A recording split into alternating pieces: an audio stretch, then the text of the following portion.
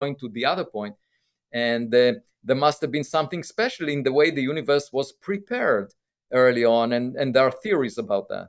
I do think it's strange that all these galaxies have these garbage disposals as black holes in the middle that just like we don't know what's happening. Think of it as an amusement park, because if you get close to the horizon of a black hole, time is ticking more slowly. So it would make sense to have a beauty salon there. Another thing, because you will age more slowly than anyone else far away.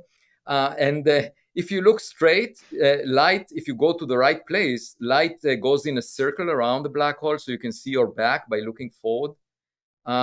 And you can dump your trash into a black hole and get a lot of clean energy in return. That's the ultimate source of clean energy. It's very environmentally friendly if you're not burned by the burst of radiation that comes from that. But if you wanted to use your trash and convert it to energy more efficiently than a nuclear reactor can, a black hole is the best location for that.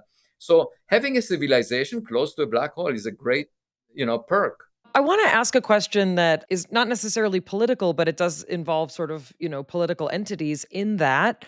Um, one of the things that's so maddening to me is that there may actually be debris, artifacts, unidentified materials that the government has. And obviously, there's an entire, universe, for lack of a better word, of conspiracy theories around what the government doesn't want us to know and what the government already knows and what the government is covering up. What's the best way to sort of approach this? I wish that there was some, kind of way to just say, you have to release this information. But if we can't get the Jeffrey Epstein papers, I don't think UFOs are going to come easier. First of all, let me mention an anecdote, because a few days ago, I participated in a podcast where I was asked, some of our audience members are saying that you floated the possibility that 3i Atlas is alien technology in order to distract us from the Epstein files.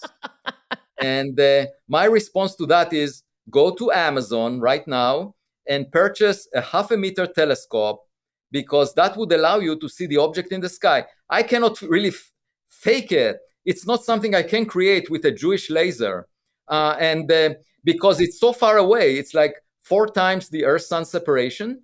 And the Hubble Space Telescope, the Webb Telescope, are looking at it, and it's in the right direction. It has to be very far. And it's real. It's something real in the sky, and you can see it yourself.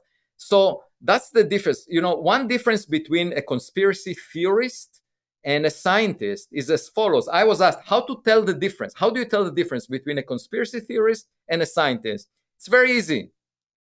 You just give them more data. The scientists will be delighted, even if it contradicts their previous views on the subject. But the more data we have, the better knowledge we have. And, if a scientist is not too attached to their ego, they should be delighted with more data.